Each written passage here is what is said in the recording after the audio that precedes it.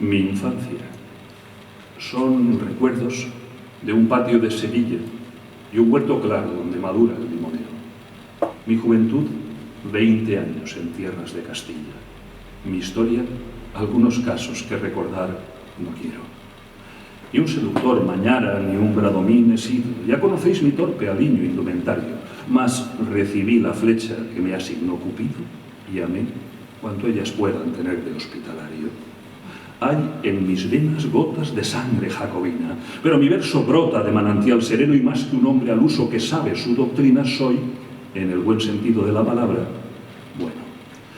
Adoro la hermosura y en la moderna estética corté las viejas rosas del huerto de Ronsard, mas no amo los afeites de la actual cosmética ni soy un ave de esas del nuevo Guy Trinat. Desdeño las romanzas de los tenores huecos y el coro de los grillos que cantan a la luna.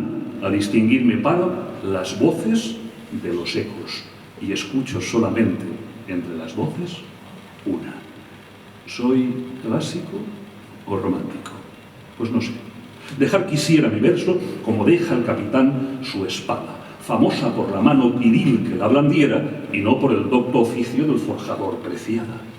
Converso con el hombre que siempre va conmigo, quien habla solo espera hablar a Dios un día. Mi soliloquio es plática con ese buen amigo que me enseñó el secreto de la filantropía.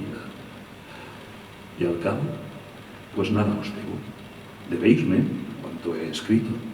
A mi trabajo acudo, con mi dinero pago, el traje que me cubre y la mansión que habito, el pan que me alimenta y el lecho en donde yago.